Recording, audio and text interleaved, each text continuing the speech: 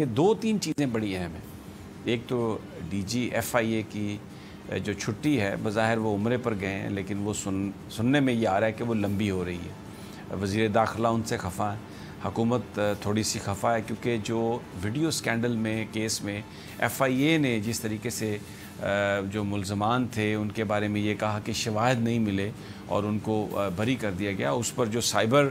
Crime عدالت کے جو جج ہیں انہوں نے بھی بڑی برہمی کا اظہار کیا، اور حکومت تو شدید طور پہ برہم ہے اور اس کی دوبارہ جو ہے انویسٹیگیشن بھی ہو رہی ہے۔ یہ معاملہ ہے، لیکن کچھ اور بھی اس حوالے سے چیزیں ہیں، وہ آپ کے سامنے گوش گزار کریں گے۔ آج مولانا فضل الرحمان صاحب کے ساتھ نون لیگ کی میٹنگ احسن اقبال صاحب کی، اور وہاں پر انہوں نے یہی کہا مولانا صاحب سے کہ آپ چلے جائیں، آپ کا مؤخر کر دیں احتجاج، نومبر تک کر لیں۔ کیوں یہ نون لیگ کہہ رہی ہے کہ نومبر تک کر لیں؟ ایک مہینے میں کس چیز کی امید ہے، کس چیز کی توقع ہے، آج آپ کو وہ بتائیں گے۔ ایک تو سب سے پہلے وہ کہتے ہیں نا، ڈوبتے کو تنکے کا سہارا۔ آپ کو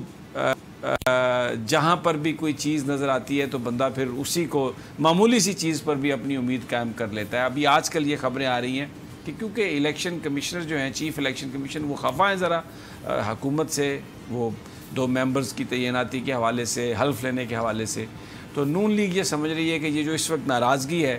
چیف الیکشن کمشنر کی، شاید اس کا وہ فائدہ کچھ اٹھا سکیں، کیونکہ 10 تاریخ کو جو تحریک انصاف کی رجسٹریشن فورن فنڈنگ کے حوالے سے جو ایک فیصلہ آنا ہے، اس کے حوالے سے کیا سرائیاں بڑا زور پکڑ رہی ہیں، اور یہ ایک تاثر بنانے کی کوشش کی جا رہی ہے کہ ہو سکتا ہے تحریک انصاف کی رجسٹریشن ہی کینسل ہو جائے، فورن فنڈنگ کیس میں کوئی ایسا فیصلہ آ جائے جس سے کانسٹیٹیوشنل بحران پیدا ہو جائے، اور اگر وہ تحریک انصاف کی رجسٹریشن ہی کینسل ہو جاتی ہے تو پھر جو سارے ممبران ان کے ٹکٹ پر الیکٹ ہوئے ہیں ان کی تو کوئی پولیٹیکل حیثیت نہیں رہے گی، ایک بڑا کانسٹیٹیوشنل بحران آ جائے گا، اور الیکشن کمشنر اگر فوری طور پہ اس کو نوٹیفائی بھی کر دے تو پھر عدالت سے ہی اس کا سٹے مل سکتا ہے۔ لیکن نون لیگ امید لگائے بیٹھی۔ دیکھیں، ہم بات کر رہے ہیں ہونا کیا ہونا، وہ تو پتہ نہیں، سردار رضا صاحب ظاہر ہے قانون اور آئین کے مطابق فیصلہ کریں گے، بڑے وہ ایک ذمہ دار جج بھی رہے ہیں، تو وہ تو آنے والے وقتوں میں پتہ چلے گا۔ لیکن نون لیگ اس پر امیدیں لگائے بیٹھی ہے بس کہ شاید دھرنے کی ضرورت ہی نہ پڑے۔ مولانا صاحب کو یہی کہہ رہے ہیں، ذرا مٹھ رکھو، تھوڑا جا ذرا بریک رکھو، نومبر سارے آ جائیں گے، ابھی نہ کریں کچھ، یہ کوئی معاملات۔ اور پھر شہر میں یار لوگ اپنی اپنی لسٹیں بھیج رہے ہیں، سوشل میڈیا پر ہر طرف سے یہ آ رہا ہے، فلاں وزیر آ گیا، فلاں چلا گیا، فلاں بیوروکریٹ آ گیا، فلاں چلا گیا، ایک عجیب ادھم مچا ہوا ہے۔ ایک لوگ فون کر رہے ہیں جدھر ہمیں بھی، ہم جیسے ناچیز لوگ جو کسی جگہ پہ، یعنی ہم تو مکہ کھایا منہ پہ، اس کی ایف آئی آر نہیں درج کروا سکے۔ بھائی مجھ سے بھی کئی لوگ پوچھتے ہیں، بھائی ہماری وزارت رہے گی یا جائے گی؟ بہرحال اللہ کا یہ دنیا ہے اور اس میں ہر طرح کی چیز چلتی رہتی ہے۔ رانا طاہر صاحب، آپ کا کیا خیال ہے؟ سب سے پہلے اسی پہ آ جائیں ذرا، کہ یہ جو نون لیگ یہ سمجھ رہی ہے کہ الیکشن کمشنر کی جو ناراضگی ہے وہ شاید اس کا کچھ فائدہ وہ اٹھا سکیں، اور جاتے جاتے، کیونکہ دسمبر میں سردار صاحب ریٹائر ہونے والے ہیں، کہ جاتے جاتے کوئی ایسی ان کو سوغات دے جائیں جس پر یہ پھر اپنی پوری پالیٹکس کر سکیں، ایسا ہونے کا امکان ہے؟ دیکھیں سمیع صاحب، آپ نے نا یہ نون لیگ کی دکھتی رگ کو چھیڑا ہے۔ نون لیگ والے جو ہے نا، یہ بیچاروں کا، آپ کو اگر پاکستان کی سیاسی تاریخ جو ہے نا سمیع صاحب، اس میں بڑے عجیب و غریب واقعات ہوئے ہیں، بعض بڑے تکلیف دہ واقعات بھی ہوئے ہیں۔ آپ دیکھیں کہ جب ذوالفقار علی بھٹو مرحوم کا کیس چل رہا تھا تو پیپلز پارٹی کے کچھ لیڈران جو بعد میں بھٹو صاحب کو چھوڑ بھی گئے، وہ کوئی کہتا تھا لباس آ رہا ہے، کوئی کہہ رہا تھا شاہ فیصل نے کہہ دیا، کوئی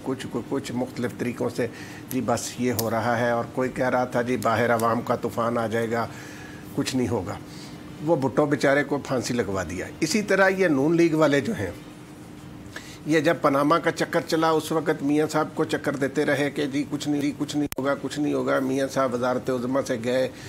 وہاں چلے گئے، کوٹ لکھپت جیل چلے گئے۔ اب یہ آج آ کے امید لگائی ہے انہوں نے کہا کہ جی جسٹس سردار رضا صاحب جو ہے نا، وہ بڑے ناراض ہیں عمران خان سے، اور وہ اپنا اب ان کی آپ نجی محفلوں میں دیکھیں نا، کہیں کیفیٹیریا میں بیٹھے ہوں، کسی پر کچھ ہو جو گپ شپ ہو رہی ہوتی ہے، تو وہ 10 اکتوبر کے بارے میں بڑی امیدیں لگائے بیٹھے ہیں کہ جی 10 اکتوبر کو پتہ نہیں کیا ہو جائے گا اور ان کے خلاف فیصلہ آ جائے گا پی ٹی آئی کے اور الیکشن کمیشن کی لیکن رانا صاحب، جو حکومت ہے تحریک انصاف کی، وہ بھی اس کو بڑی سنجیدگی سے لے رہی ہے، باقاعدہ ایک حکمت عملی تیار کی جا رہی ہے، کیونکہ اگر کوئی اس طرح کا فیصلہ آ جاتا ہے تو اس میں کوئی شک نہیں ہے کہ یہ آئینی ایک بحران پیدا ہو سکتا ہے، اور اس میں بہت سارے لوگ ہیں، یہ ان کے بارے میں سپریم کورٹ سے یہ پوچھے گی کہ کیا ہے، تو اس پر سردار صاحب کی خفگی کی اطلاعات بھی آئیں، انکنفرمڈ اطلاعات ہیں، ہم یہ نہیں کہہ رہے کہ یہ کوئی پکی اطلاع ہے، اسپیکولیشن کی میں بات کر رہا ہوں۔ بہت سارے تحریک انصاف کے لوگ یہ کہتے ہیں رانا صاحب کہ یہ جو 2 ممبران اگر آ جاتے تو پھر 5 ممبر کا فل الیکشن کمیشن ہو جاتا، تو اس میں شاید اگر کوئی ایسا فیصلہ آنا ہے جس میں تحریک انصاف کی رجسٹریشن کو بالکل کالعدم قرار دے دیا جائے فورن فنڈنگ کے کیس میں، تو شاید وہ نہ ہو سک رہا ہوتا۔ تو یہ جو 2 ممبران کو حلف نہیں اٹھانے دیا گیا، تحریک انصاف کے کچھ لوگوں کی نظر میں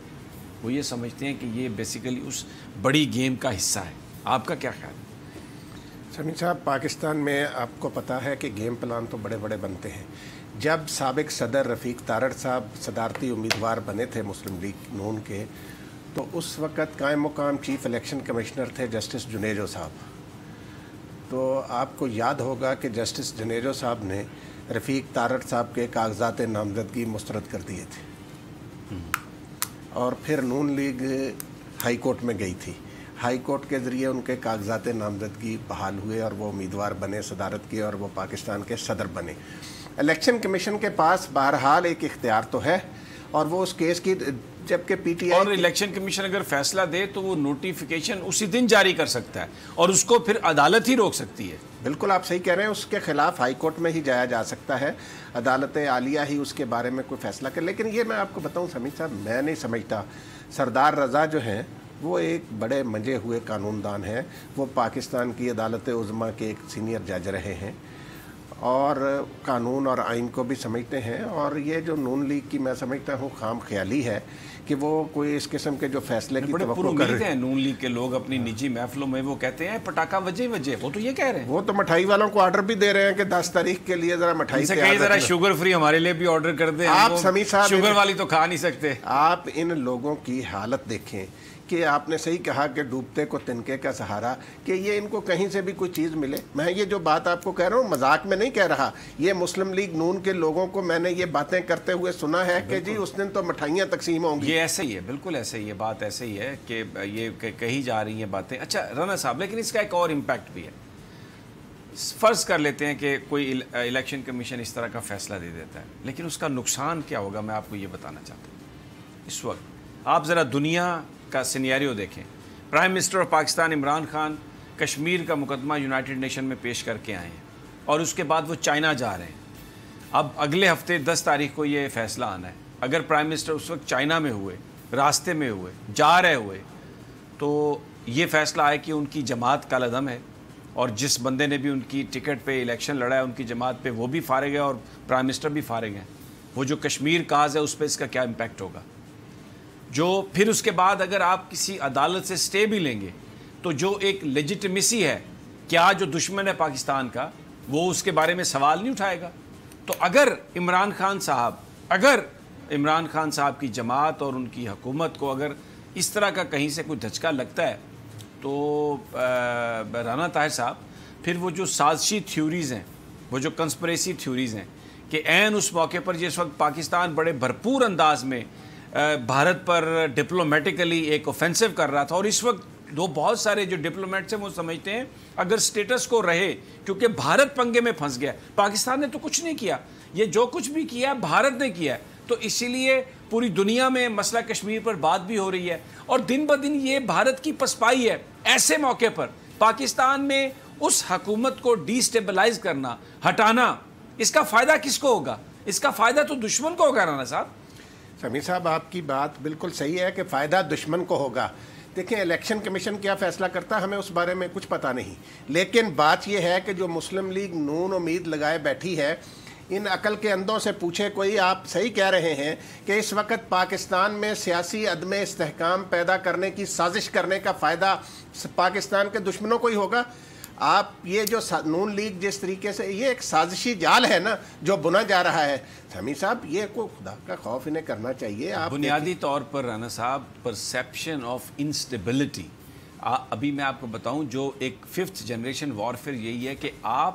ایک تو بد اعتمادی پیدا کریں, دوسرا آپ ڈیمورلائز کریں. تو یہ جو خبریں ہیں اس طرح کی یہ جو باتیں ہیں پھیلانا اور یہ کہنا کہ مٹھائیاں اس دن بٹے گی, اور مولانا فضل الرحمان صاحب سے بھی کہنا کہ آپ نومبر تک چلے جائیں کیونکہ اکتوبر میں ویسے ہی ہم اس حکومت سے چھٹکارا حاصل کر لیں گے. تو یہ چیزیں جو یہ بیانیہ بنانا, اس کا جو بہرحال اس کا ایک فائدہ جو ہے وہ دشمن کو تو پہنچے گا. اگر پرائم منسٹر عمران خان کی گورنمنٹ کے حوالے سے کوئی اس طرح کا پرسیپشن بنے کہ یہ سٹیبل نہیں ہے, یہ جا سکتی ہے یا یہ ہائی کورٹ کے سٹے پر ہے, تو یہ تو بڑا ڈیٹریمنٹل اور بڑا تباہ کن ہوگا پاکستان کے لیے, کشمیر کے مسئلے کے لیے. سمیع صاحب دیکھیں, وزیر اعظم عمران خان کی ذات کا جہاں تک تعلق ہے, ان کے بارے میں بین الاقوامی برادری, پاکستان کے عوام, ان کے بدترین مخالف جو ہیں وہ بھی یہ نہیں کہہ سکتے کہ وہ کوئی کسی قسم کی کرپشن میں ملوث ہیں. اور جس قسم کے فیصلے کی توقع نون لیگ لگائے بیٹھی ہے اس کے ذریعے عمران خان کے دامن کو داغدار کرنا چاہتے ہیں کہ پاکستان کو ایک ایسا لیڈر جس نے امت مسلمہ کی بھرپور ترجمانی کی اقوام متحدہ کی جنرل اسمبلی میں, اور وہاں کھڑے ہو کر نیو یارک میں امریکہ کے صدر کو کہا کہ تمہارا یہ جو اسلام کے بارے میں پرسیپشن ہے وہ بالکل غلط ہے. جنہوں نے مودی کو للکارا, مودی کو نہ صرف انہوں نے للکارا بلکہ ثابت کیا کہ یہ جو مودی ہے یہ دنیا کا سب سے بڑا دہشت گرد ہے. تو ایک ایسے ایماندار لیڈر کے بارے میں کوئی اس قسم کی سوچ یا پلاننگ کرنا کہ ہم اس کے دامن کو داغدار کر سکیں, اس سے بڑی ملک دشمنی اور کیا ہو سکتی ہے. بالکل.